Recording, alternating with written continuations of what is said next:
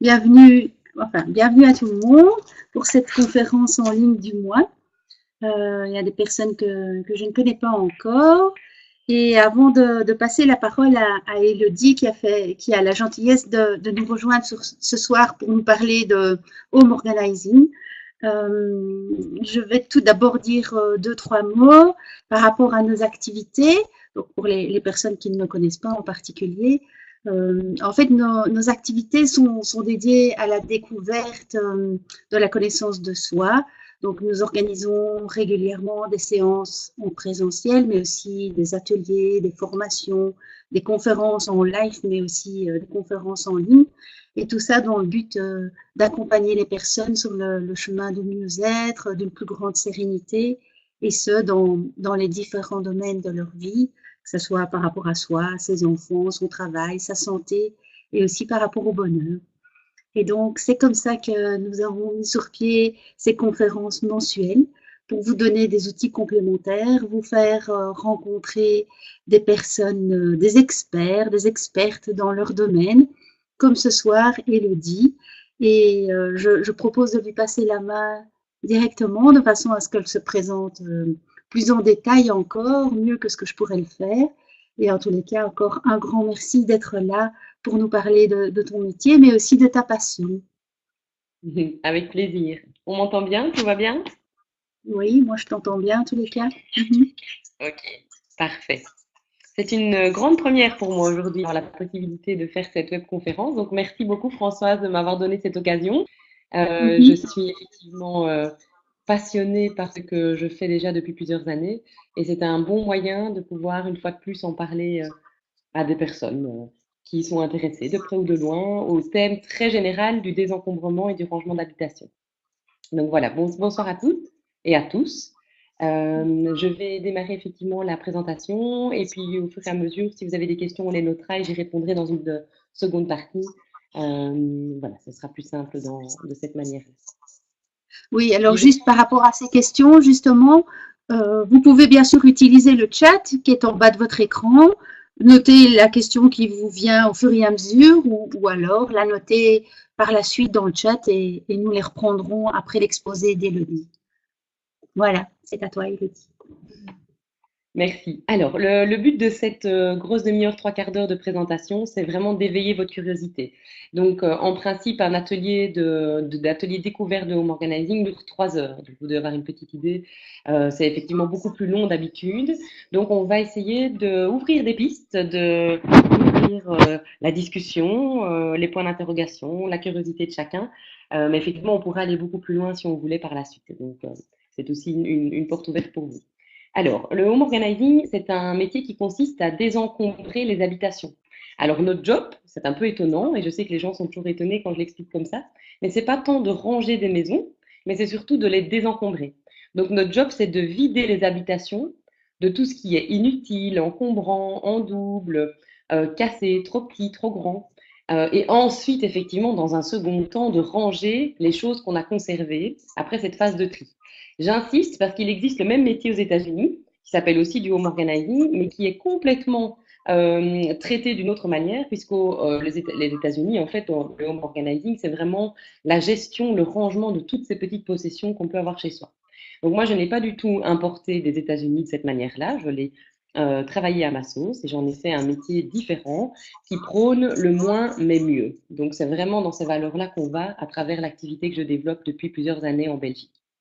Le home organizing, c'est un peu étonnant et ça fait un fameux raccourci, donc vous allez comprendre au fur et à mesure de la présentation ce que je veux dire. Mais le home organizing est un outil qui peut réellement changer votre vie. Changer votre vie parce que le home organizing qui semble complètement seul et un peu perdu comme ça, comme un espèce une petite entité toute seule, en fait est beaucoup plus importante que ce qu'on pense puisque c'est à travers l'outil du home organizing qu'on peut gérer le cœur de sa vie à travers l'intérieur de sa maison qu'on va pouvoir gérer l'ensemble des difficultés qu'on rencontre au quotidien, que ce soit dans la sphère de l'éducation des enfants, dans la sphère du couple, dans la sphère du travail, dans la sphère de la santé, aussi bien physique que mentale. Le home organizing, à savoir l'art de vivre avec moins, permet en fait de toucher à toute cette sphère, à toutes ces sphères de la vie. Donc voilà. Alors pourquoi est-ce que je parle de tribu? Je parle de tribu parce que depuis quelques mois déjà, je ne suis plus toute seule dans l'activité. Donc j'ai engagé 12 collaboratrices qui travaillent à temps partiel avec moi. Elles sont indépendantes complémentaires. Elles font partie de ma tribu. Alors on considère que c'est vraiment comme une meute, comme une communauté, puisqu'on est toutes là dans un même but, aider les gens à vivre plus simplement. C'est ça que signifie le terme tribu. Alors, en 3-4 ans, là maintenant, de travail sur le terrain, parce que j'ai accumulé pas mal d'heures d'expérience et surtout de discussions très intéressantes avec pas mal de monde et de lectures sur le sujet, je me suis aperçue qu'il existait 3 plaintes principales autour du thème général de l'encombrement et du rangement. La première plainte, c'est celle qui dit: Je supporte plus le désordre quotidien. Alors, le désordre quotidien, c'est tout ce qui traîne dans l'entrée. C'est les chaussures, c'est les vêtements qui traînent par terre au bout du lit ou au bout du lit. C'est les tables de nuit qui débordent. C'est un plan de travail surencombré. C'est de la vaisselle qui traîne dans l'évier. Voilà, c'est toutes ces petites choses qui visuellement polluent notre espace et qui nous dérangent parce qu'elles peuvent nous peser des fois très lourd sur les épaules. Ça, c'est ce qu'on appelle le désordre quotidien. Et cette plainte-là, nous a permis de développer la première partie de l'activité, qui est vraiment à proprement parler le home organizing, donc le rangement et le désencombrement de toutes ces choses matérielles qui encombrent nos maisons. La deuxième plainte que j'entends le plus souvent, c'est entre autres les lessives. Alors, les lessives, pourquoi? Parce que les lessives font partie des rituels quotidiens, c'est les choses qu'on doit faire tous les jours, on n'a pas le choix, hein. On est bien obligé de nettoyer son linge pour pouvoir sortir plus ou moins propre dehors. Et donc, les lessives, ça peut devenir une corvée absolument exécrable pour la plupart des personnes. Là, on ne touche plus tant à un désordre quotidien, bien que visiblement les lessives traînent, effectivement, ça fait du bazar, mais on touche plutôt à l'organisationnel, c'est-à-dire à la répartition des tâches dans la maison, qui fait quoi, quand, les plannings hebdomadaires, les rituels quotidiens.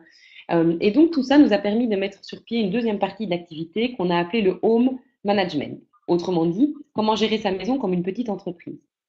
La troisième plainte qu'on entend le plus souvent, c'est l'accumulation de papier. Alors là, c'est vraiment une plainte incroyable d'une personne qui dit: Je suis complètement noyée par les papiers. Alors, les papiers au sens large. Ce n'est pas uniquement les papiers qui sortent de l'imprimante ou qui sortent de la boîte aux lettres. C'est aussi tous les papiers comme les bouquins, les magazines, les photos, les dessins des enfants, etc., etc. Donc, tout ce papier qui, pourtant, à l'ère du numérique, devrait disparaître progressivement, mais qui encombre toujours autant les appuis de fenêtre, les plans de travail, les bureaux, des fois les voitures. Donc des papiers, il y en a partout. Et c'est cette plainte qui nous a permis de développer la troisième partie de l'activité qui s'appelle l'office organizing. Alors, ces 3 parties de métier n'en font qu'un. Quand on va ranger une maison, c'est clair qu'à un moment donné, on tombe sur un problème d'organisation et c'est clair qu'on tombe toujours sur une accumulation de papier, ou presque. Donc, on traite le problème dans son ensemble. Mais si on veut définir notre activité, on la découpe en 3 parties. C'est quand même rare d'avoir une maison très encombrée avec des papiers super bien gérés et une organisation qui tourne. En fait, les 3 vont ensemble. Alors, la dernière plainte qu'on entend le plus souvent, c'est l'impression de passer d'une corvée à l'autre sans jamais s'arrêter. Et ça porte un nom. Donc, quand vous faites des recherches sur Internet, vous tomberez là-dessus. C'est ce qu'on appelle du yo-yo mental. Alors, le yo-yo mental, c'est passer d'une activité à l'autre, d'une pensée à l'autre sans cesse, sans jamais terminer complètement ce qu'on est en train de faire. Alors ça, c'est extrêmement fatigant et extrêmement frustrant parce qu'on n'arrive jamais au bout finalement de ce qu'on voulait faire. Le yo-yo mental, c'est quelque chose qui est extrêmement visible chez les gens chez qui on va depuis plusieurs années. Et c'est une des causes principales d'encombrement. C'est un peu comme si on décidait de traiter ses papiers, qu'on monte au bureau. Au moment où on est sur le bureau, on se rend compte que la corbeille à papier est pleine. On se dit qu'on va aller la vider dans le garage. Et au moment où on tombe dans le garage, on se rend compte que le chat n'a plus de croquettes. On oublie de déposer le carton dans le bac. On donne des croquettes au chat, puis on se rend compte que sa litière est remplie. La litière ne se trouve pas au même endroit. Boum, on va dans la buanderie. Là, on se rend compte que la machine a fini de tourner. On se dit qu'il faut lancer un séchoir, mais on se rend compte qu'on n'a plus d'adoucissant, etc., etc., etc. Et donc, on passe d'une activité comme ça à l'autre tout le temps, finalement, sans jamais vraiment avoir l'impression d'avancer. Donc, le yo-yo mental, qui est extrêmement visible dans les sociétés actuelles, est en fait une cause principale d'encombrement des habitations. C'est pour ça que je l'ai mis en première partie de la présentation. Alors, quand on travaille chez quelqu'un, on conseille toujours de démarrer, donc vous pouvez prendre ce conseil pour vous, chez vous, par le désordre quotidien, c'est-à-dire toutes ces petites choses justement qui polluent votre espace. C'est seulement une fois le désencombrement et le tri effectués que vous pourrez passer en revue les mauvaises habitudes qui sont cause d'encombrement dans la maison. Et donc, c'est à ce moment-là que vous pourrez seulement passer à la deuxième partie qui est le home management. Et en troisième lieu, vous vous attaquerez au papier. On ne commence jamais par les papiers, il n'y a rien de plus décourageant que de s'attaquer au papier. Alors, on se rend quand même qu'il y a beaucoup de tabous autour de l'activité. énormément. Donc d'abord, il y a un tabou financier. Je vais quand même pas payer quelqu'un pour m'aider à ranger. Ça, on l'entend très souvent. Il y a aussi un tabou intimité. Je vais faire rentrer quelqu'un dans ma maison, lui montrer de l'intérieur de mes armoires. Et puis alors, il y a un tabou de la honte, de ne pas réussir à ranger sa maison ou à la désencombrer soi-même. Et donc, on se dit, je ne vais pas faire rentrer quelqu'un qui se dit pro du rangement et lui montrer toutes mes failles. Donc, le but de ce genre de conférence comme ce soir, et c'est ce qu'on fait effectivement en atelier aussi très régulièrement, c'est de casser tous ces tabous, de déculpabiliser, de montrer que nous, Home Organizer, on est vraiment là pour aider les gens. Jamais dans le jugement et toujours dans la bienveillance. Alors, il faut quand même que je vous explique un petit peu d'où vient cette activité, c'est important. Vous avez entendu dans la première partie d'explication que ça vient effectivement des États-Unis. Donc, historiquement, le home organizing vient des pays anglo-saxons, principalement des États-Unis et du Canada. Et ça existe depuis pratiquement une vingtaine d'années là-bas. Alors, moi, j'ai une partie de ma famille qui vit aux États-Unis, donc j'ai eu l'occasion de découvrir à travers leur manière de vivre ce qu'était cet art, cet art du rangement. Il se fait que dans ma vie personnelle, il y a 6 ans, sont arrivés mes 2 premiers enfants, donc des jumeaux, et très vite après le troisième. Donc j'ai eu 3 enfants en 2 ans. Et je me suis retrouvée dans une toute petite maison qu'on avait achetée avec mon conjoint, qui n'était absolument pas adaptée pour accueillir 3 enfants. Et je me suis laissée complètement submerger, non seulement avec tout ce qui est matériel, donc poussettes, tout ce qui était en double, en triple, c'était vraiment incroyablement fatigant. Et puis, ben, au niveau organisationnel, toute mon organisation avait changé. Et donc, c'est après avoir décidé de reprendre un peu possession et contrôle de ma vie, hein, de ma maison et de ma famille, etc., que je me suis décidée à faire du rangement et à désencombrer petit à petit chacune des pièces de la maison. Et quand j'ai eu fini de faire cet exercice, d'abord, je me sentais beaucoup mieux, hein, moralement. C'est hyper important de faire le lien entre le désencombrement psychologique et le désencombrement matériel. Et puis, je me suis dit, finalement, je ne dois pas être la seule à avoir besoin d'aide. Mes copines n'osent pas me le dire parce qu'elles me voient avoir difficile tous les jours avec mes 3 petits bouts. Mais je suis certaine que c'est un service qui pourrait aider d'autres mamans. Et c'est comme ça que l'activité a été lancée. Et 3 ans et demi après le lancement de l'activité, donc on est 12 à travailler sur l'ensemble de la Belgique francophone. Voilà pour vous donner une petite histoire. Donc moi aussi, j'ai été complètement débordée, dépassée dans ma maison. Et moi aussi, le home organizing m'a aidé à un moment donné à me sortir de cette gadoue dans laquelle j'étais. Alors, je déteste définir le home organizing de manière comme un dictionnaire, donc de manière ennuyeuse et assez classique. Je préfère toujours remettre le home organizing dans un contexte. Donc, il faut savoir qu'en 2 ou 3 générations à peine, pensez à la génération de vos grands-parents et de vos arrière-grands-parents, on a appris à vivre complètement autrement. D'abord, on n'a jamais eu accès aussi facilement à tous ces achats. Hein. On se retrouve tous les jours, pratiquement, du matin au soir, avec la possibilité d'acheter, de consommer, soit parce qu'on passe dans les rues, qu'il y a des magasins qui pleuvent partout, soit parce qu'on a le monde à portée de main et que donc il est devenu très simple de consommer beaucoup plus vite et beaucoup plus facilement. En plus de ça, on travaille énormément, on a énormément de pression. Donc, on a besoin de pouvoir se ressourcer chez soi. Il y a les changements familiaux qui sont très visibles aussi en 2 générations. Donc, il y a nouvelles manières de vivre en famille, il y a des recompositions de ménage qui n'existaient pas avant, etc., etc. Bref, il y a eu un tas de changements sociétaux qui ont aujourd'hui, dont les conséquences sont aujourd'hui visibles dans les habitations. Et une des conséquences visibles, c'est l'encombrement matériel des habitations. Donc, on vit aujourd'hui avec bien trop de possessions à l'intérieur de nos maisons. Si vous regardez historiquement au niveau de l'architecture, depuis les années 80, les annexes ont commencé aussi à pousser un peu partout sur toutes les maisons. Donc les années 80 marquent en fait une période importante où les gens ont commencé à manquer d'espace. Alors qu'on vivait des fois dans des espaces plus petits avec 4 ou 5 personnes, aujourd'hui on a besoin d'espace, on a besoin de lumière, on a besoin, voilà. Mais c'est devenu beaucoup plus compliqué à gérer avec l'ensemble des possessions qu'on a chez soi. Donc voilà pourquoi le home organizing est né. Simplement parce que de nouveaux besoins sont arrivés suite à ces changements sociétaux. Et donc le home organizing s'inscrit complètement dans l'esprit de la récupération, du partage, des échanges, du vivre moins avec mieux, du vivre plus sereinement, plus simplement. Donc l'art de la simplicité a un lien énorme avec le home organizing. Donc voilà, c'est comme ça en fait que moi je résume mon activité. C'est une solution, un outil qui a été créé aux États-Unis, mais que j'ai ramené en Europe et en Belgique principalement pour pouvoir le faire d'une autre manière, qui colle plus à notre culture et à nos valeurs, pour pouvoir répondre à de nouveaux besoins. Entre autres, le besoin de vivre avec moins et donc d'apprendre à se défaire d'un certain nombre de choses qui polluent notre environnement quotidien. Alors, si vous voulez une définition plus claire, ça consiste à aider les gens à désencombrer leur maison, leur habitation au sens large, hein, en effectuant un travail de tri par le vide. Alors ça, c'est un terme qui effraie beaucoup, hein, tri par le vide. On a l'impression qu'on ouvre les fenêtres et qu'on bazarde tout par les fenêtres, pas du tout. Mais le but, c'est quand même, à la fin de l'exercice, petit à petit, hein, vraiment comme dans la course à pied, on apprend petit à petit à aller de plus en plus loin et à se faire de plus en plus mal pour avoir de plus en plus de plaisir après. On apprend en fait à se défaire d'un certain nombre de choses à travers des méthodes de désencombrement. Je vous en expliquerai une aujourd'hui, mais il y en a plusieurs. Et ensuite, on réaménage effectivement les espaces avec là aussi des techniques, puisque c'est très bien d'avoir fait un gros tri, encore faut-il remettre les choses à un endroit pertinent en fonction justement de son mode de vie. Alors, le home organizing, c'est pas de la déco d'intérieur. Donc, si on a le choix entre une solution pratique et une solution esthétique, on va toujours choisir la solution pratique. Si les clients veulent après s'amuser à aller chercher des boîtes avec des petites fleurs et des trucs plus sympas, c'est leur job. Nous, notre job à nous, c'est de trouver le bon contenant pour mettre le bon contenu et ranger le tout au bon endroit. Ça, c'est vraiment le job du home organizer. Alors, c'est pas de l'architecture d'intérieur, on n'est pas là pour refaire complètement la structure intérieure d'un bâtiment, et ce n'est pas du feng shui, bien qu'il y ait effectivement beaucoup de liens à faire entre les deux métiers. Nous, en tout cas, on ne veut pas avoir cette étiquette sur l'activité. Si vous avez envie d'en savoir plus vraiment sur le home organizing et les différentes parties de mon activité, le site internet qui est inscrit en dessous est là pour vous renseigner. Alors, il y a effectivement plein d'auteurs différents qui sont absolument passionnants à lire sur le thème du home organizing ou plus largement sur le thème de l'art de la simplicité. Vous avez certainement déjà entendu parler de Dominique Leroux, qui est vraiment l'auteur à succès sur le sujet. Donc, elle a écrit l'art de la simplicité, l'art de l'essentiel, faire le ménage chez soi, faire le ménage en soi, qui est super bien aussi, l'infiniment peu, qui est un petit bouquin qui reprend toutes ces notions. Voilà, c'est vraiment une auteure que vous pouvez lire si vous avez envie à un moment donné d'aller plus loin dans la recherche sur le home organizing, ou sur l'art de vivre avec moins. Maintenant, si je peux vous conseiller quelque chose, c'est surtout de ne pas intellectualiser le problème du rangement.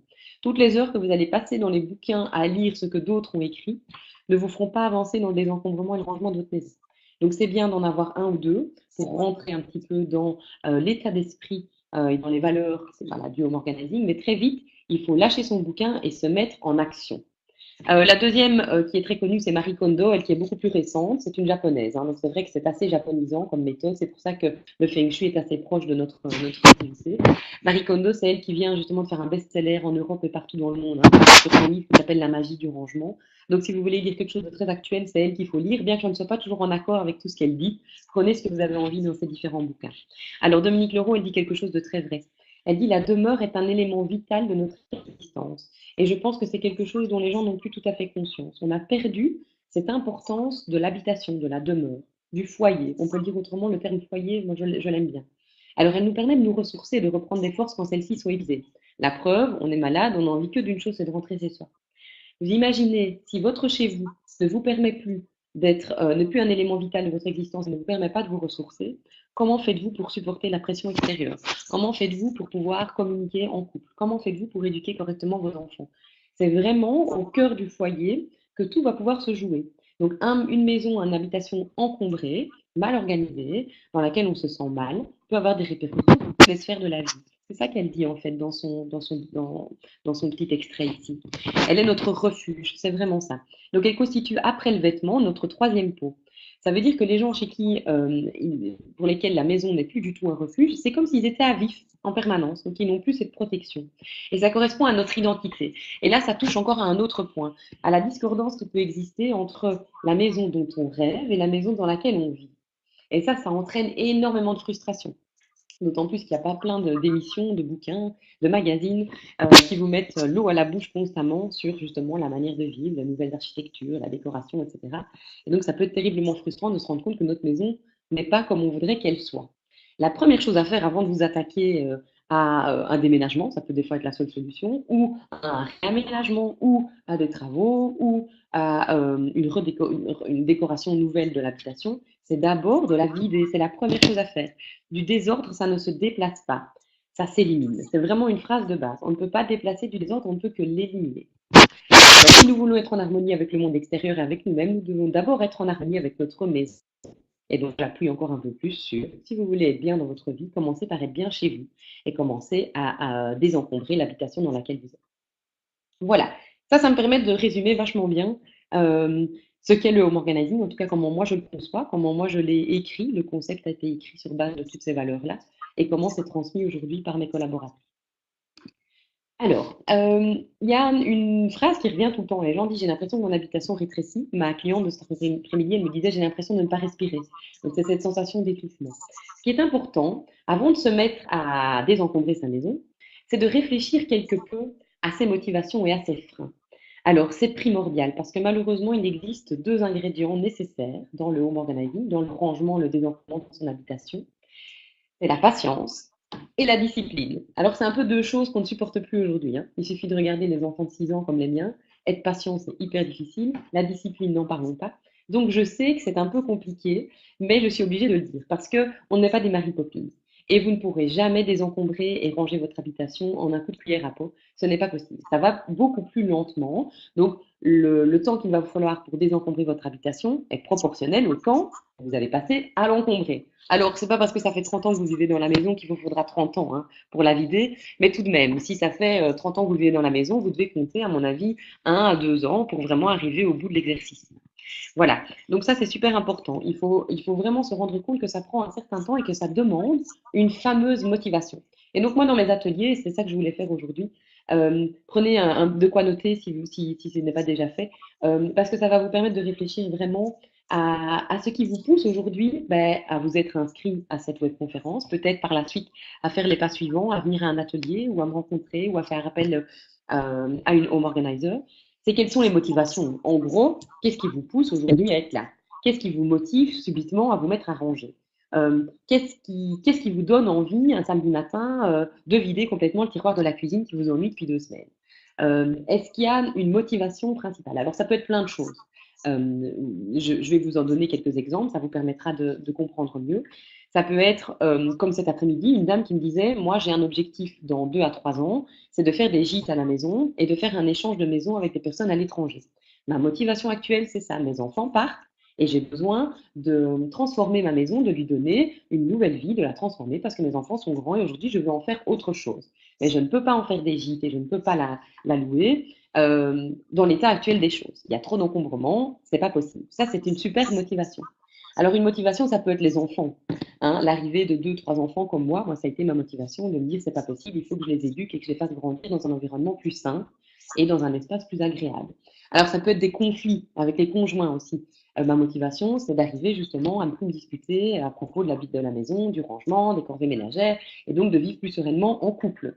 Une autre motivation, ça peut être je rêve de faire une annexe dans la maison depuis des mois, ou je rêve d'aménager le grenier parce que mes enfants grandissent et il me faut un espace en plus, mais je n'y arrive pas parce que le grenier, c'est un capharnaüm sans fin. Voilà, ça, c'est toutes des motivations. Vous devez en trouver. Il y a des fois des motivations très claires et des fois, il y a des motivations beaucoup plus subtiles. Peu importe, mais il faut y réfléchir en tout cas.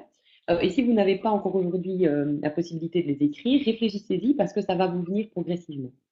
Alors, dans l'autre sens, quels sont vos freins? Ça aussi, c'est une partie de question qui m'intéresse. C'est pourquoi est-ce que vous refusez de vous y mettre? Ou pourquoi est-ce que quand vous vous y mettez, vous n'arrivez pas à faire le travail jusqu'au bout?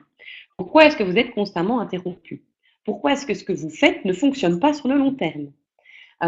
Pourquoi est-ce que vous pensez que vous avez besoin d'aide pour vous y mettre? Alors, les freins, ça peut être la solitude. Toute seule, j'y arrive pas. C'est impossible, je suis face à une montagne et j'arrive pas à savoir par où démarrer. Ça peut être le manque d'informations. Moi, je veux bien me mettre à trier et à vider, mais je sais pas où donner, je sais pas où vendre, je sais pas quoi jeter, comment. Un frein, ça peut être bien sûr les enfants, les conjoints. Je veux bien me mettre à ranger, mais ils repassent derrière moi et ils remettent plein de désordre. Mon mari ne respecte pas du tout l'ordre que je mets dans la maison, ou inversement, ma femme, hein. Donc il n'y a pas de règle à ce niveau-là, surtout pas de, de préjugés à ce niveau-là. Voilà, donc quels sont vos freins? Qu'est-ce qui vous empêche d'aller jusqu'au bout de cette démarche que vous avez pourtant envie d'entreprendre? Et alors la troisième partie de question, et pour moi c'est la plus intéressante, parce que c'est là-dessus qu'on va pouvoir jouer avec un effet levier, c'est les bienfaits. C'est-à-dire, qu'est-ce que vous pensez que vous allez obtenir après avoir fait cet exercice? Alors, voilà, qu'est-ce que vous rêvez d'avoir? Vers quoi vous vous projetez quand vous imaginez que votre maison est vidée? Alors, les bienfaits, ça peut être une meilleure santé, moins de soucis de santé. C'est pas même, ça peut une motivation aussi, effectivement. Ça peut être moins de conflits dans les couples. Ça peut être donner l'exemple à mes enfants. C'est un bienfait qui va arriver tout seul. Ça peut être me sentir mieux dans ma tête, voir plus clair, faire de la place pour les projets suivants, etc., etc., etc. Alors, c'est une question qui est en fait une seule question découpée en trois parties. L'intérêt, c'est qu'en fait, très souvent, une motivation peut être un frein et peut être un bienfait. Alors, je prends toujours l'exemple des enfants. C'est une motivation énorme. Donc, moi, j'ai vu des parents qui, à un moment donné, m'appelaient en me disant, moi, je vois pas l'intérêt de désencombrer ma maison, je vis très bien comme ça, et j'ai un petit garçon de 6-7 ans qui fait des crises d'angoisse dans sa chambre parce qu'il supporte plus l'environnement dans lequel il vit. Quelle motivation énorme pour les parents d'avoir une demande aussi claire d'un enfant. Mais c'est mon plus gros frein, parce que je n'ai pas qu'un enfant. J'en ai trois, et j'en ai un effectivement qui ne supporte pas le désordre, mais j'ai les deux autres qui n'en ont rien à cirer et qui mettent plein de désordre derrière. Donc c'est un frein. Et les bienfaits, bah, c'est effectivement, nous pourrons vivre plus sereinement en famille et j'aurai la possibilité de montrer l'exemple à mes enfants. Donc souvent, une réponse en fait peut être prise dans les différentes parties. En tout cas, moi, ce qui m'intéresse dans ce slide-là, c'est de vous faire réfléchir à la question. Et il faudra peut-être prendre du temps. Donc, nous, on considère que pour arriver à maturité, c'est un peu comme ça qu'on l'appelle, il faut des fois 1 à 2 ans. Entre le moment où on apprend que le home organizing existe, on a lu un article, on a vu un truc sur le net, on a participé à une conférence, voilà. Et le moment où on fait appel à quelqu'un. Donc, c'est relativement long. Parce que pendant ces quelques mois, eh ben, on va en parler à gauche, à droite. On va tester deux, trois trucs. On va se regarder agir, hein, s'observer de l'extérieur. Ça, c'est super intéressant aussi. Observer des choses dans la maison, commencer à lister ce qui nous dérange, commencer à étudier un peu la situation, lire un bouquin ou l'autre, aller encore à un atelier. Et c'est seulement quand on aura fait toute cette démarche de maturation qu'on pourra être effectivement prêt pour faire appel à quelqu'un et qu'on aura alors la patience et la discipline nécessaires pour y arriver. Voilà, donc je vous laisse y réfléchir. C'est une étape pour moi hyper importante avant de faire appel à quelqu'un. De toute façon, ce sont les questions de base qu'on pose quand on rencontre effectivement les clients pour un premier rendez-vous. Et il peut arriver qu'on refuse d'aider quelqu'un si on pense vraiment que cette recherche et cette maturité n'est pas encore tout à fait terminée. Alors, j'ai quand même 3 bonnes nouvelles pour vous. Oh, j'en ai plein, hein. Peut-être que les 3 bonnes, c'est celle-là, mais il y en a bien d'autres et j'espère déjà avoir déculpabilisé certaines personnes depuis le début, parce que c'est aussi un des objectifs de notre métier, c'est d'arrêter de culpabiliser par rapport à la super voisine qui a un enfant de plus qui travaille à temps plein et qui arrive à gérer mieux sa maison que nous. Eh ben, cette voisine, en fait, elle est peut-être simplement pas née avec le même profil que nous. Et donc, ça, c'est quelque chose qui, moi, m'a beaucoup interpellée au début du lancement de mon activité. Étant donné que j'ai des jumeaux, filles-garçons en plus, j'ai pu très vite les observer. Donc moi qui suis plutôt maniaque et qui aime l'ordre et l'organisation, bien que je me sois fait complètement dépasser à un moment donné dans ma vie, j'observais vraiment comment agissaient mes enfants, même tout petits, donc vers l'âge de 2-3 ans, là, quand ils ont commencé à pouvoir vraiment marcher, s'exprimer, déplacer des choses, jouer. Je les ai observés, je me suis rendu compte que mes jumeaux qui sont nés le même jour, qui ont la même éducation, qui vont dans la même école, dans la même classe, qui ont les mêmes copains, qui dorment dans la même chambre, qui ont les mêmes jeux, donc on n'a jamais fait des jeux pour l'un ou pour l'autre, qui vivent dans la même maison, etc. Eh bien, ils ne réagissent pas du tout de la même manière face à la problématique du rangement. Alors, contrairement à ce qu'on pourrait penser, ce n'est pas ma fille qui est une pro du rangement, c'est mon fils. Donc lui, à 3-4 ans, il remettait tous les marqueurs dans le bon sens avec les bouchons. Il s'amusait à trier les déguisements et à dire ça c'est tous les déguisements filles, les déguisements garçons, là c'est tous les accessoires, là c'est tous les trucs de Doro. Voilà. Je le regardais faire, je le voyais trier ses doudous, je le voyais de temps en temps faire du tri et me dire ça j'en ai pas besoin, ça tu peux le donner, ça c'est mon doudou préféré. Il triait même ses fards de dessin lui-même. Ça tu peux le garder, mais ça je ne le veux pas, etc. Et ma fille, qui est sa jumelle, tout à fait l'inverse. Quand je lui demandais de ranger quelque chose, elle m'envoyait péter, elle me disait oui, oui, elle mettait tout dans une caisse et elle n'en avait absolument rien à tirer. Et des fois, même pire, elle venait toute fière me dire regarde, j'ai fini de ranger. Et quand j'ouvrais les caisses, je me disais elle n'a rien fait du tout en fait, de ce que je lui avais demandé.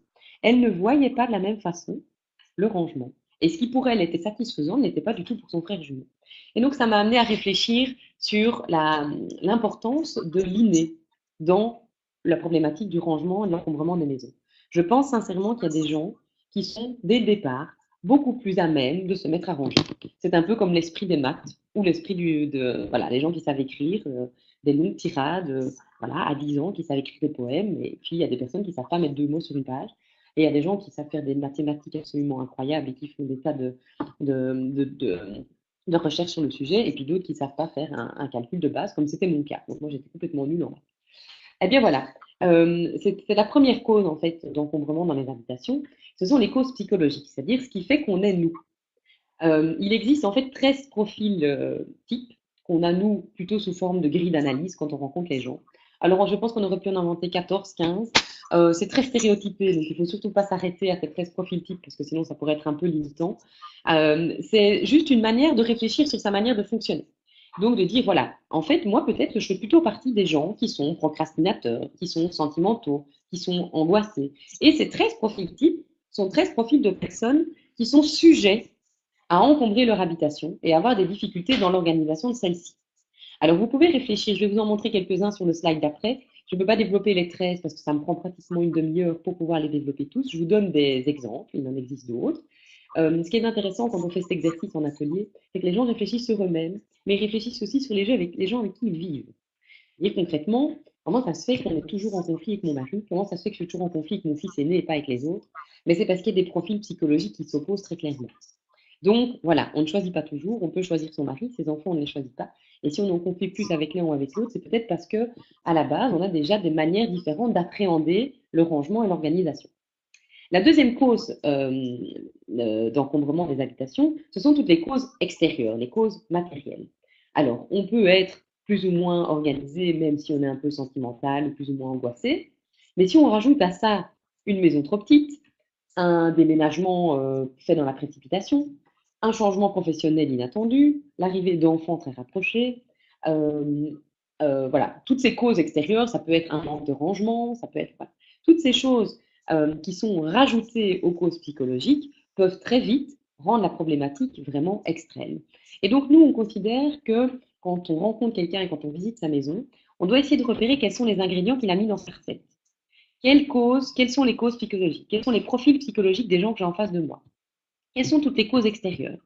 Alors, on met un petit peu de sentimentalisme, avec un petit peu d'angoisse, avec un peu de procrastination. On rajoute à ça une bonne louche de héritage familial, de maison trop petite, de maison qui ne nous plaît pas, de manque de rangement, un conjoint qui n'arrive vraiment pas à se mettre à ranger, trois enfants qui remettent du désordre derrière. On met tout ça dans le mixeur, on appuie et on a la recette parfaite de la maison encombrée.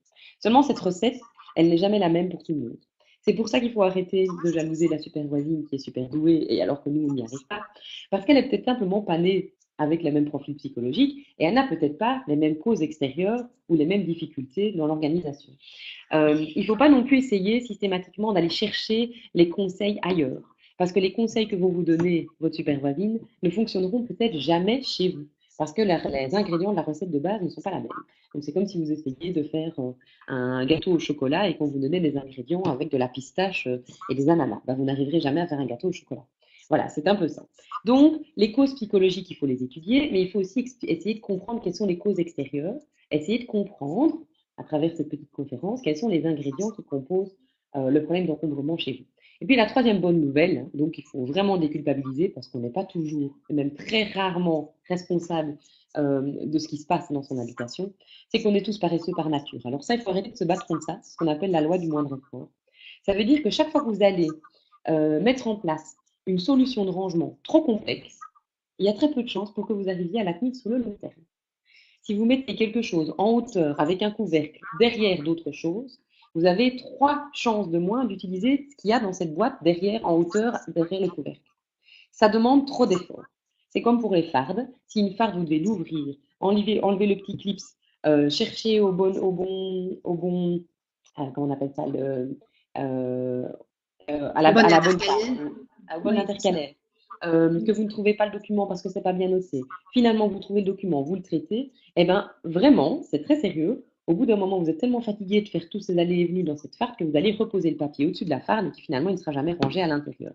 Alors, ça a l'air débile et la plupart des gens nous disent, bah, attends, il faut quand même un petit peu de bonne volonté. Oui, mais quand on revient d'une grosse journée de travail, qu'on a des enfants qui sont épuisants, qu'on a la pression au travail, qu'on a des problèmes de santé, qu'on n'est déjà pas très bien chez soi, qu'on vient de se disputer avec son conjoint et qu'on doit en plus faire cet effort, eh ben, on n'y arrive pas. Et c'est tous ces petits efforts qu'on n'arrive plus à faire qui, à un moment donné, peuvent créer un encombrement dans la maison. Donc, arrêtez de vous battre contre cette loi de base, qui est la loi du moindre effort, et essayez de mettre en place des solutions simples. Donc, nous, la simplicité, à tous les niveaux, c'est vraiment une notion de base dans notre métier. Alors, si vous voulez continuer un peu la réflexion, en plus des motivations, des freins, etc., il y a quand même la notion de déclic qui est super importante. Il y a toujours un moment dans la vie où quelque chose qui était difficilement supportable devient tout bonnement insupportable. Et vous n'êtes pas toujours conscient qu'il s'est passé quelque chose, mais si vous y réfléchissez et prenez un peu de recul, vous verrez qu'il y a quelque chose qui s'est passé à ce moment-là, qui vous a fait complètement péter les plombs et qui rend la situation insupportable. Alors, il y a un déclic, malheureusement, qui est assez souvent cité, c'est un problème de santé. Ça peut être aussi un décès, le décès d'un proche. Ce sont des remises en question. Alors, on peut parler d'un déclic qui s'est passé, un fameux déclic quand même ce week-end avec les attentats à Paris. Ça peut créer des déclics vraiment très clairs dans la tête des gens. Se rendre compte que finalement, tous ces tracas matériels, qu'est-ce que c'est à côté d'une vie? Ça peut être la naissance d'un enfant. Alors, on s'en sort bien avec un, avec deux, ça devient un peu chaotique, mais avec le troisième, c'est l'explosion. Le troisième enfant peut être un déclic dans une famille. Ça peut être une séparation, évidemment, ou le fait de retrouver quelqu'un dans sa vie. Donc tout ça, ce sont des moments clés dans la vie, des déclics, moi je les appelle comme ça, qui nous donnent envie de modifier une situation dans laquelle on se trouve. Et c'est important que vous arriviez à détecter chez vous quel est ce déclic. Alors, il n'a peut-être pas encore eu lieu, hein. Vous l'avez peut-être déjà depuis quelques mois, ou peut-être que c'était cette conférence ou la participation à un atelier qui peut jouer le rôle de déclic. Tant mieux. Le but, c'est de prendre conscience d'un certain nombre de choses. Alors, avant de passer au slide suivant, je veux quand même vous parler d'une notion qui est super importante, ce qu'on appelle les foyers d'encombrement. Alors, les foyers d'encombrement, ce sont les zones qui sont les plus encombrées dans vos maisons. Alors, un foyer d'encombrement, c'est quelque chose qui arrive à partir d'un point chaud.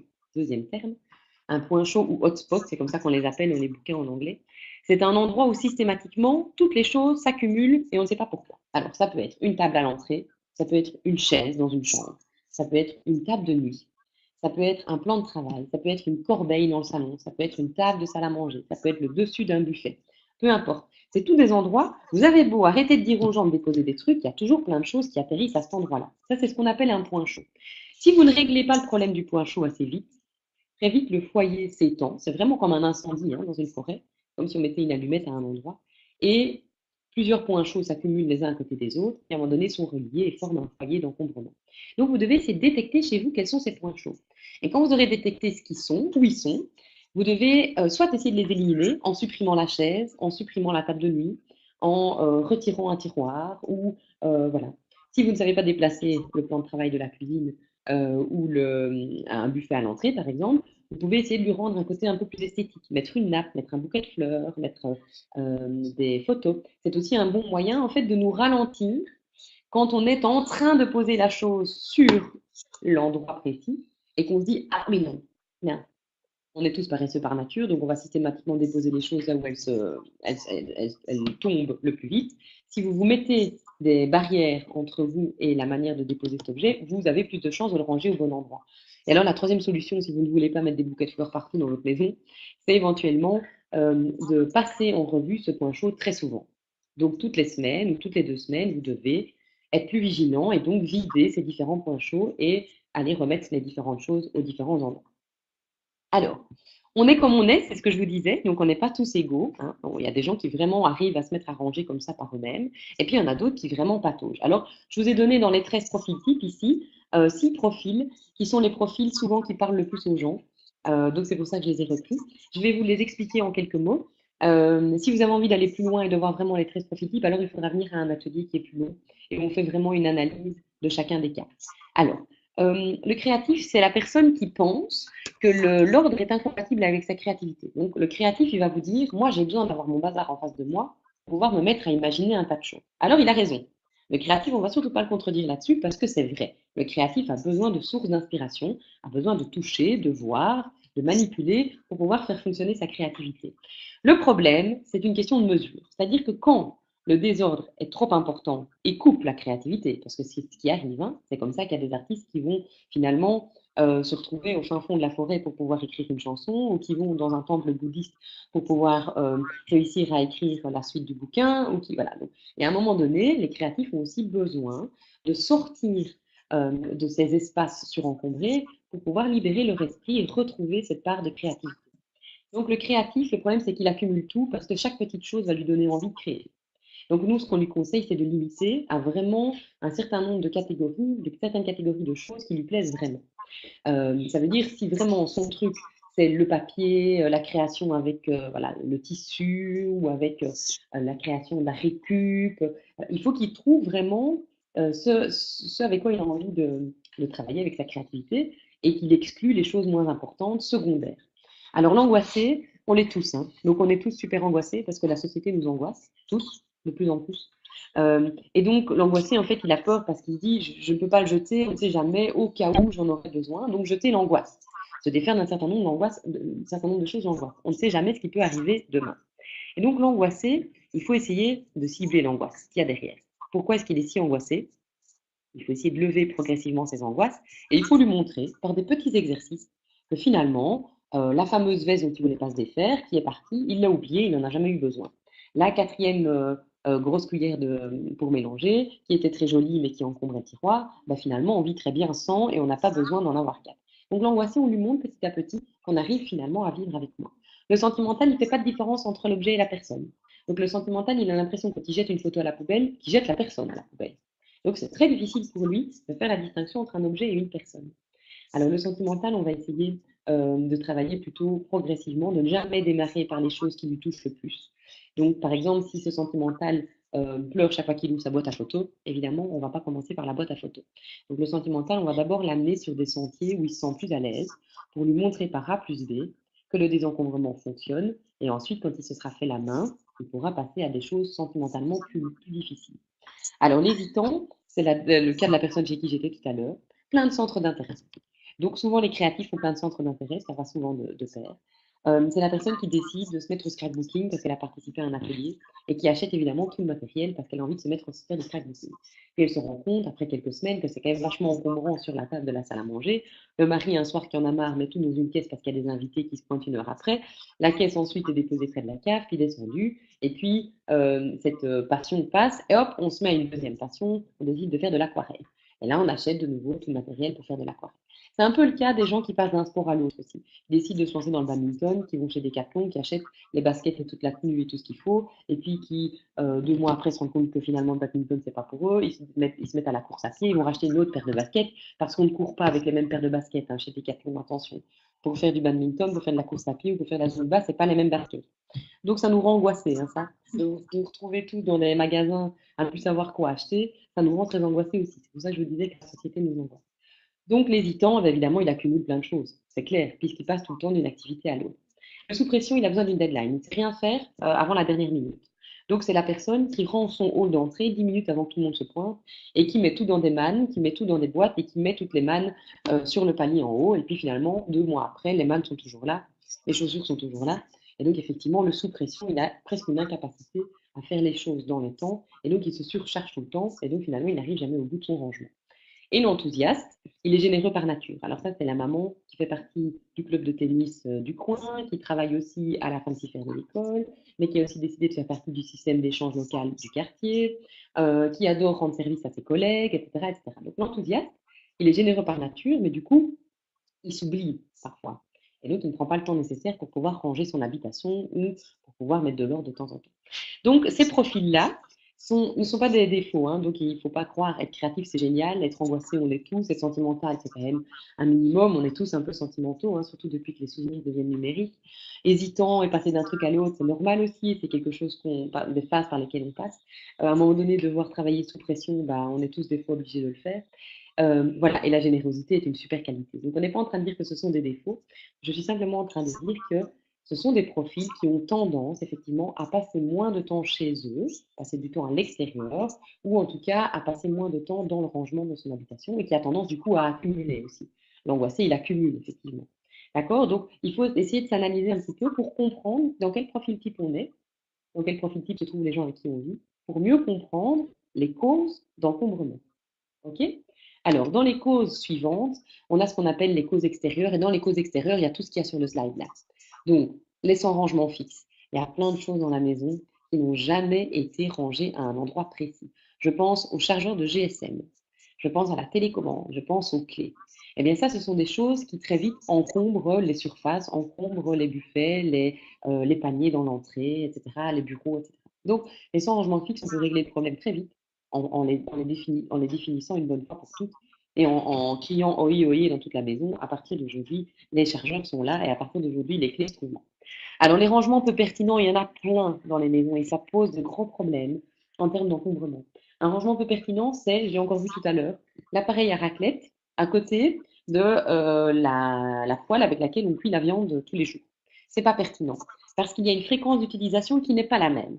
Et donc, on ne doit pas noyer ce qu'on utilise tous les jours avec des choses qu'on utilise très peu. Le tiroir est lourd, il gratte, ça fait du bruit, on n'a pas de place pour mettre sa poêle. Tout ça pour un appareil à raclette qu'on utilise quelques fois par an. C'est un rangement peu pertinent. Cet appareil à raclette doit se trouver plus loin. Donc ça, c'est une règle de base. il y a la règle des 3 M, hein, moins, mais mieux. Et alors, il y a la loi de la proximité, donc c'est ce que je disais, ce qu'on utilise le plus souvent doit être à portée de main, ce qu'on utilise le moins souvent peut s'éloigner. Et il y a la loi du moindre effort qui est là aussi, et qui dit plus le rangement va vous demander des efforts, moins vous avez de chances de le faire sur le long terme. Alors, on a aussi comme cause d'encombrement extérieur les rangements compliqués ou inaccessibles. Je pense aux exemples des parents qui ont tendance à ranger les jouets de leurs enfants avec une réflexion d'adulte. Donc, il y a des gens qui rangent les animaux de la forêt, les animaux de l'océan, les animaux de la jungle, les animaux de la ferme, les dinosaures, etc., etc. Eh bien, c'est beaucoup trop compliqué pour les enfants. Ils n'en ont rien à cirer que la girafe se trouve à côté de la baleine, se trouve à côté du cheval ou de la poule.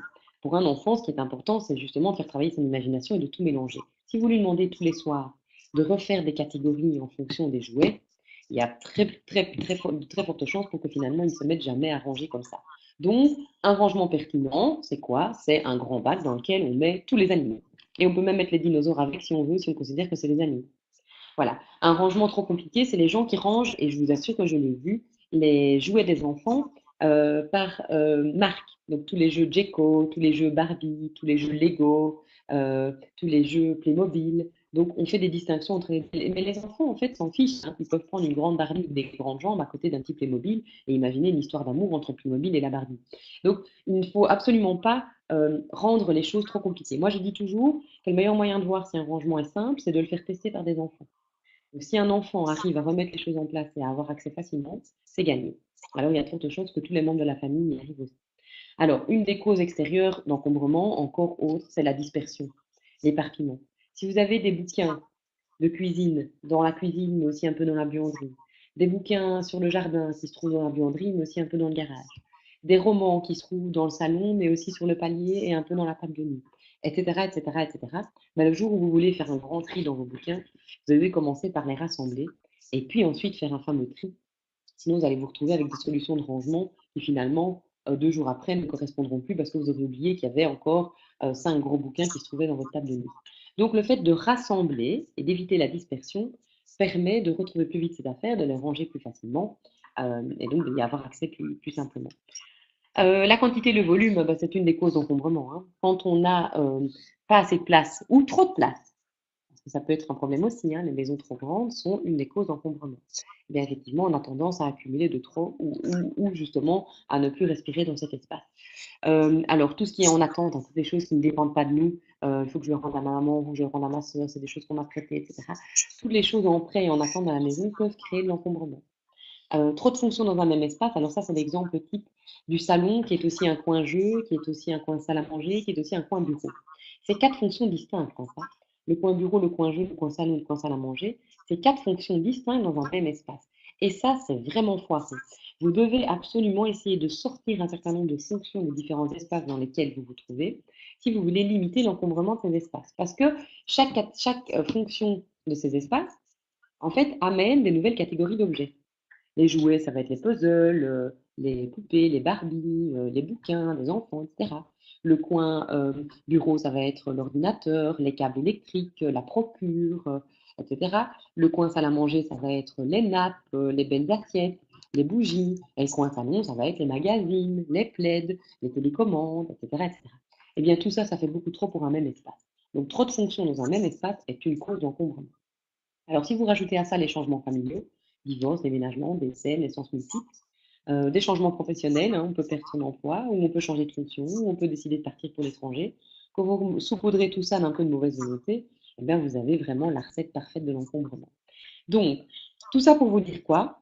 Ça peut être développé de manière beaucoup plus large, une fois de plus, mais que finalement, la problématique de l'encombrement des maisons, c'est pas aussi simple que ce qu'on pourrait croire. Et surtout, il n'existe pas de recette miracle, puisque chaque situation est différente. Donc nous, on ne fait jamais que du sur-mesure. On fait une étude complète de la situation dans laquelle se trouve le client, au sein des causes extérieures que les causes psychologiques, et à partir de là, on propose des solutions sur mesure. Donc le travail que vous devez faire pour arriver à maturité, c'est réfléchir à toutes ces causes d'encombrement avant de pouvoir passer euh, aux méthodes de désencombrement à proprement parler. Alors, on y arrive, hein. On y arrive à cette fameuse méthode. Ce qui est génial en fait dans le home organizing, c'est que autant les causes d'encombrement peuvent être complexes, variées, changeantes et compliquées à cerner, autant la méthode en tant que telle est simple, unique et performante pour tout le monde, pour toutes les pièces de la maison, et qu'on travaille pour un petit tiroir ou une armoire complète, c'est toujours la même méthode. Donc ça, c'est absolument génial. Donc ça soulage quand même vachement, hein, de se rendre compte qu'on est peut-être à un cas d'école, mais que finalement la méthode qui fonctionne pour ma voisine organisée, en fait, elle peut fonctionner aussi pour moi. La méthode, c'est-à-dire le déroulé, la manière de procéder. Alors, la manière de procéder est assez simple. Par contre, l'appliquer peut être un peu plus compliqué parce que va devoir faire appel à votre réflexion et donc va vous demander en fait de faire quelque chose que les gens détestent à l'heure actuelle, c'est-à-dire prendre des décisions. Retenez bien ça, une pile de vêtements qui traînent, une pile de papier sur le bureau ou une pile de vaisselle dans l'évier, ce n'est jamais qu'une pile de décisions non prises. On n'a plus le courage, on n'a pas envie de décider. On n'a pas envie de décider si on met le pantalon bleu, le pantalon noir, le pantalon rouge, avec le t-shirt jaune, avec le t-shirt bleu. Et donc, ça nous fatigue, et donc on sort la moitié de nos trucs, puis tout termine. On n'a pas envie de se décider à passer le coup de fil, à répondre aux mails, à vérifier les paiements, etc. Donc c'est une pile de décisions non prises. Eh bien, faire du rangement, c'est se forcer une bonne fois pour toutes à prendre toutes ces décisions qui n'avaient pas été prises précédemment. La méthode STAR, c'est une méthode que je n'ai pas inventée, qui existe dans les bouquins. Alors moi, évidemment, je l'ai retravaillée à ma sauce. C'est comme ça que dans l'atelier, on arrive à en reparler pendant 1 heure. Parce que la méthode STAR est un point de départ, mais on peut la développer beaucoup plus loin. Mais on n'aura pas le temps ce soir. La méthode STAR, en fait, c'est STAR pour étoile. STAR veut dire étoile en anglais. L'étoile a 5 branches et on fonctionne toujours avec 5 caisses. C'est simplement pour ça qu'elle s'appelle comme ça. Et les 5 caisses, c'est celles que vous voyez apparaître à l'écran. Donc la première, c'est à garder, la deuxième à stocker, la troisième à donner, la quatrième à vendre et la cinquième à jeter. Alors la grosse différence entre les 2 caisses du dessus et les 2 caisses du dessous, c'est que tout ce qui est au-dessus, ce sont des choses qu'on garde. Toutes les choses d'en dessous, ce sont des choses qui sortent. Alors, c'est pas anodin hein, qu'on ait 3 caisses de choses qui sortent et 2 caisses de choses qu'on garde. Ça veut dire que proportionnellement, vous appliquez bien la méthode STAR dans les différents exercices que vous allez faire, vous devriez sortir plus de choses que ce que vous gardez. 40% de choses restent, 60% de choses sortent. La différence entre la caisse 1 et la caisse 2, c'est la fréquence d'utilisation. On va mettre dans la caisse à garder des choses qu'on a besoin d'avoir à portée de main tous les jours. On va mettre dans la caisse à stocker des choses qu'on n'a pas besoin d'avoir sous la main tous les jours. Et donc, la caisse à stocker, on va ensuite la dispatcher au grenier, au garage, un peu plus haut dans les armoires, un peu plus loin, un peu plus bas. Bref, dans des endroits où on a simplement moins facilement accès, qui peuvent nous demander plus d'efforts. Alors, la différence entre à donner, à vendre, à jeter, ben, c'est simple, hein. On ne donne que des choses en bon état et qui peuvent encore servir. Alors, attention de ne pas vous déculpabiliser en donnant toutes vos vieilleries qui n'ont plus de sens ou qui sont abîmées à d'autres. Hein, ça, c'est un gros problème. Vendre, même chose, on ne peut pas vendre n'importe quoi à n'importe qui par n'importe quel réseau. Donc, il faut savoir que ça vous demande beaucoup d'énergie de vous mettre à vendre des choses. Donc, ne négligez pas le temps et l'énergie que ça va vous demander. Et à jeter, attention au tri sélectif, effectivement, quand vous triez. Donc la méthode, en fait, ce n'est que ça, c'est se décider un matin de prendre l'intérieur de tout ce qu'il y a dans le fameux tiroir de la cuisine qui est toujours encombré. On commence par un endroit petit et simple, on le retourne, et là on décide de se poser une série de questions sur chacun des objets qu'on va sortir du tiroir. Est-ce que j'en ai vraiment besoin de ce truc? Est-ce que j'ai la place pour le garder? Est-ce qu'il ne peut pas servir à d'autres? Quand est-ce que je m'en suis servi la dernière fois? Si vous ne vous en rappelez plus, c'est déjà mauvais signe, hein. Les gens doublent quelque part. Est-ce que cet objet il est sentimental? Est-ce qu'il est utile? Il y a une autre question qui peut être intéressante aussi, qui moi m'a beaucoup percuté au début. C'est est-ce que finalement j'aime cet objet? Est-ce qu'il me procure de la joie? Est-ce que j'ai une émotion positive quand j'ai cet objet devant moi ou pas? Ça peut être un critère de sélection dans les objets. Voilà, donc c'est se poser une série de questions, arriver à prendre des décisions et en fonction de la décision qui est prise, dispatcher les objets qui se trouvent à l'intérieur de ce tiroir dans les 5 caisses qui sont placées derrière dans la zone de tri. Eh bien, en fait, la méthode de désencombrement, ce n'est que ça. Pendant une mission de 4 heures, on va pendant 3 heures vider l'ensemble des tiroirs, des armoires, des étagères, se poser une série de questions et aider les clients à s'en poser de plus en plus pour arriver à prendre une décision, dispatcher le contenu de ces armoires dans les 5 caisses, et puis la dernière heure, donc c'est plus ou moins 2 tiers, un tiers, aller redistribuer le contenu de ces caisses dans les différentes pièces de la maison. Eh bien voilà, la méthode STAR, ce n'est que ça. Alors moi, je l'ai développée beaucoup plus largement avec tout ce qui est méthode de critères, en lien avec la méthode de Marie Kondo, etc. Mais là, c'est un peu court pour pouvoir le faire. L'important, c'est que vous voyez un petit peu le déroulé. Donc, d'abord, c'est quoi le home organizing? C'est quand même important de prendre conscience que c'est un métier nouveau qui est tout à fait ancré dans le contexte actuel, le contexte sociétal actuel. Ensuite, c'est de prendre conscience qu'il y a des causes qui sont multiples qu'il y a une différence entre les causes psychologiques et les causes matérielles, d'arriver à se poser une série de questions, de travailler sur les motivations, qu'est-ce qui me motive, les déclics, et puis effectivement d'expliquer en quelques mots la méthode qui peut être développée beaucoup plus largement.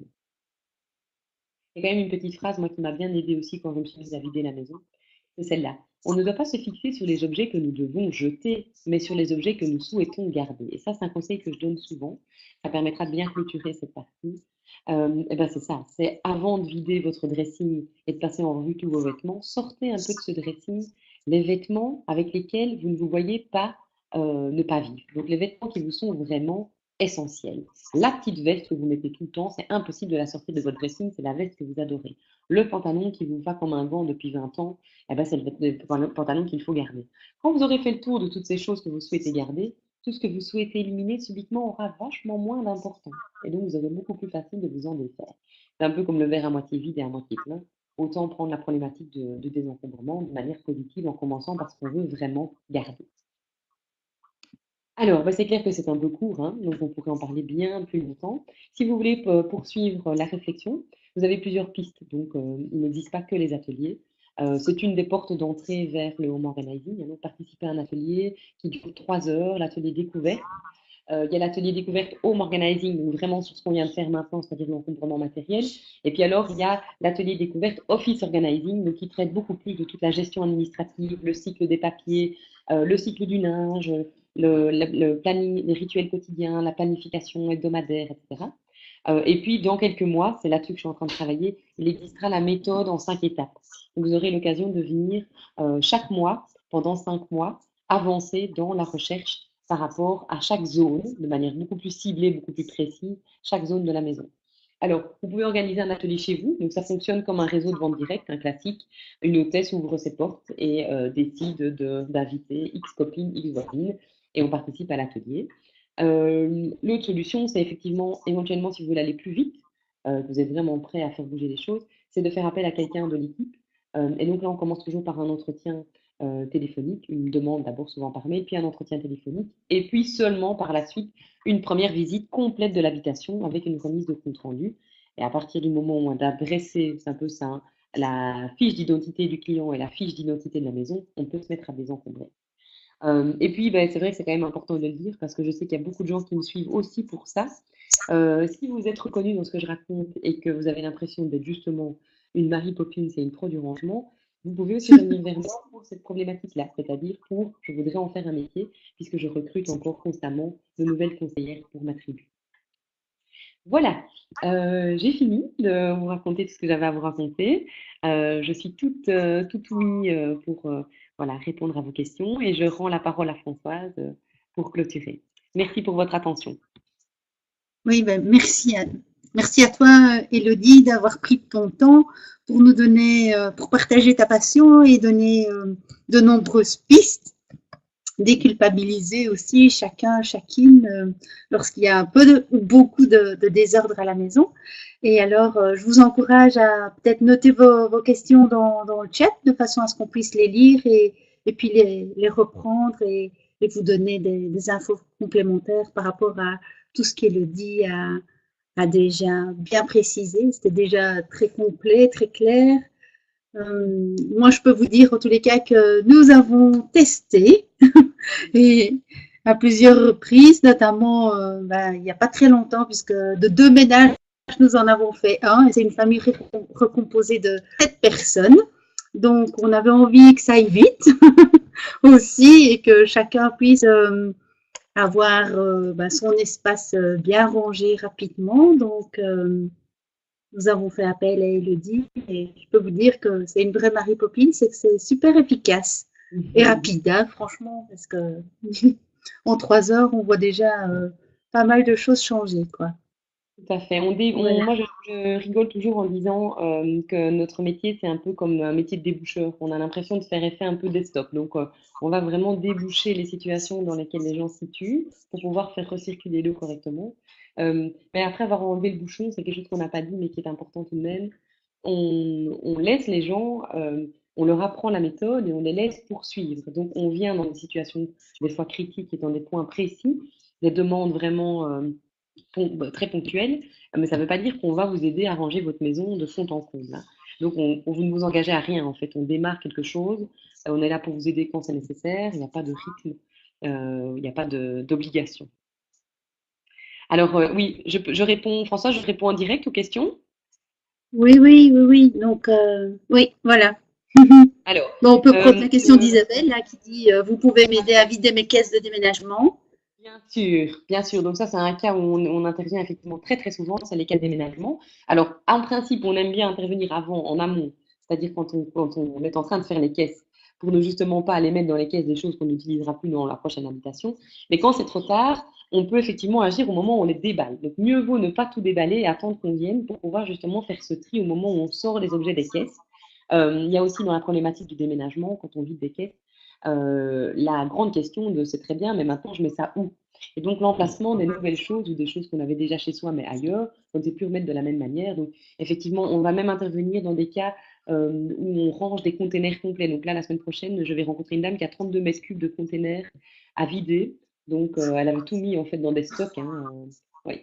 Et donc tout à fait, c'est un cas où on peut venir vous apporter notre aide sans souci. L'atelier à la maison, il dure 3 heures.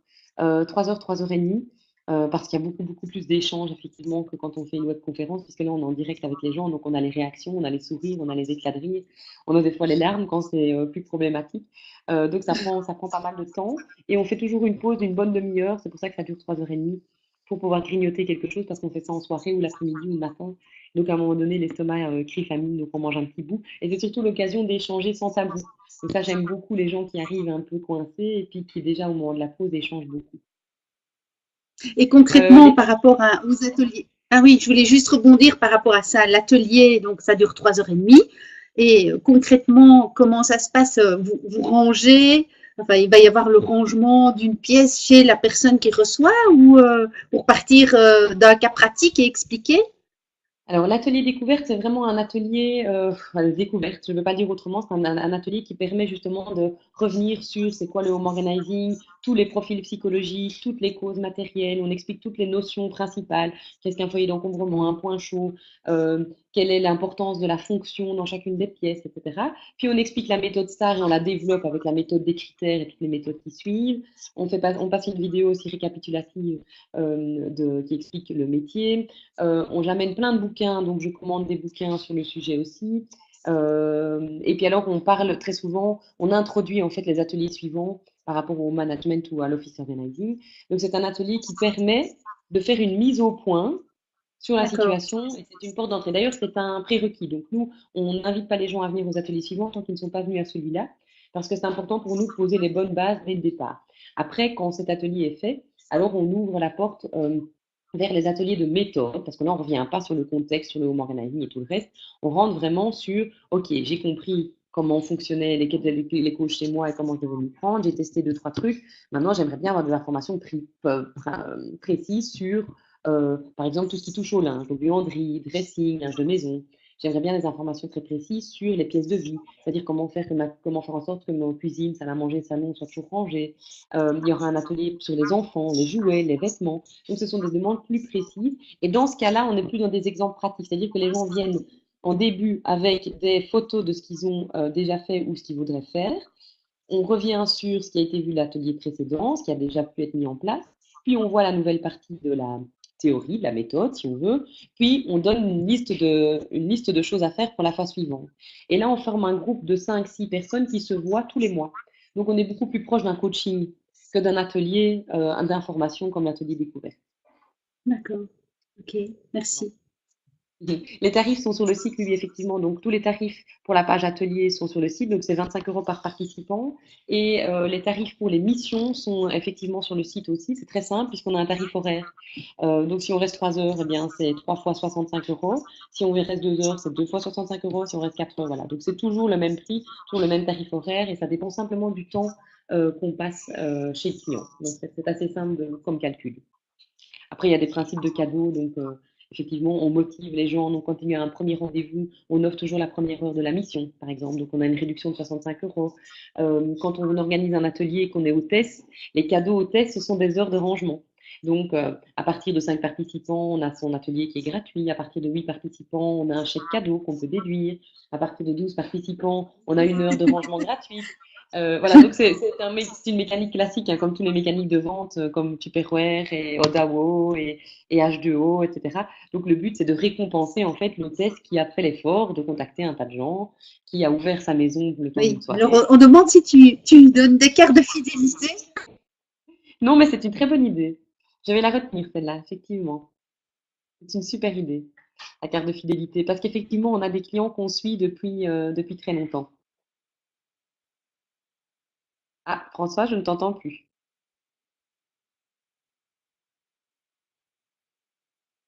Hmm.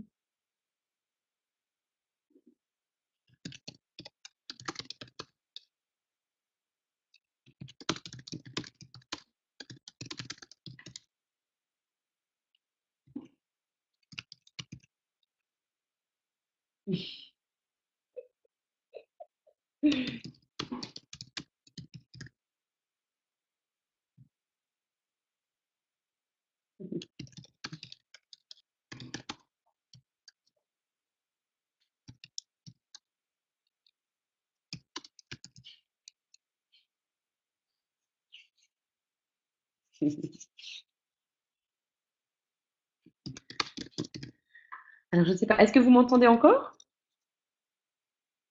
Parce que je vois qu'on a perdu François. Ok. Mais c'est rien, je vais reprendre, ça peut arriver. L'informatique, c'est comme ça. Est-ce que vous avez encore des questions, des demandes particulières par rapport à ce que je vous ai raconté ou par rapport aux aspects pratiques? Est-ce que vous avez des réactions peut-être par rapport à ce que je vous ai raconté? On a envie de partager quelque chose aussi qui vous a parlé? Cool, oui, je le suis. Il faut bien ça, effectivement.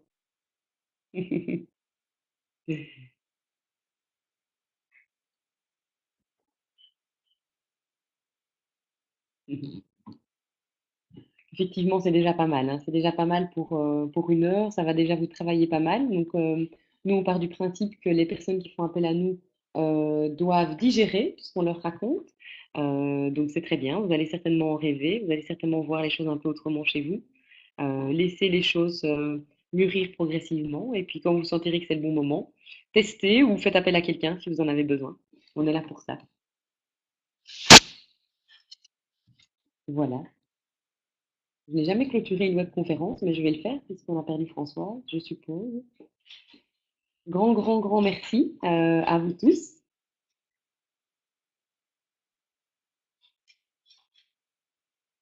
Ah, merci Anne-François, c'est super. Merci pour le retour. Alors, c'est vrai que j'étais terriblement frustrée d'être coincée derrière ma chaise parce que quand on fait les ateliers chez nos hôtesses, on gigote dans tous les sens. On a un langage non verbal qui est hyper intéressant. Donc voilà, c'est un peu frustrant de ne pas pouvoir vous voir, parler, vous toucher, vous poser des questions, mais c'était un bon Ah démarrage. bah voilà. Te revoilà, Françoise. Oui, oui, je ne sais pas ce qui s'est passé. Ça s'est déconnecté et je n'arrivais pas à retrouver le lien, quoi. Ça Donc arrive, hein. voilà. Euh, voilà. Donc Est-ce que il y vous a avez quelques encore d'autres participantes questions? qui pensaient que tu étais perdue dans une caisse, hein. Que j'étais quoi? Perdue? Que tu t'étais perdue au fond d'une caisse. Il n'y a pas de problème. C'est tout bien rangé chez nous, hein. C'est ça. Tu étais partie subitement rangée. Donc voilà, j'ai redemandé un petit peu qu'il y avait encore des questions. Et il n'y avait plus de questions pour le moment. Mhm. Il y avait surtout plutôt des réactions en disant que c'était chouette, que ça, ils avaient trouvé ça dynamique. Donc Oui, voilà, oui, oui. on va pouvoir clôturer tout doucement la conférence. On est arrivé au bout. Oui, et je voudrais bah, encore une fois te remercier. N'hésitez pas, hein, en tous les cas, à faire appel à Elodie et son équipe. Et puis, peut-être que c'est une question qui me vient comme ça. On peut acheter des bons cadeaux pour offrir à des amis, à de la famille, comme ça. Oui, tu fais bien de Comment? le dire, il existe des chèques cadeaux. Il existe Ah, effectivement des chèques d'accord. cadeaux qui sont disponibles via le site internet dans la rubrique chèques cadeaux. Et donc, le principe des chèques cadeaux, c'est qu'on met le montant qu'on veut, on l'offre à qui on veut. Le tout, c'est de faire le versement simplement sur le compte. Et donc, on reçoit sous format PDF un chèque cadeau du montant qui a une date de validité, mais je pense qu'on a mis plus d'1 an. Donc, ça, c'est cool. Et on le déduit de ce qu'on veut. On le déduit d'une mission, d'un atelier, d'un premier rendez-vous, peu importe. Il suffit de le signaler en fait quand on fait appel à quelqu'un et on le déduit de la facture. Ça peut être une super idée pour les fêtes de fin d'année quand on ne sait pas offrir quelque chose d'intéressant qu'on n'a pas d'idée. Alors moi, je dis toujours attention aux chèques cadeaux, ne vexez personne.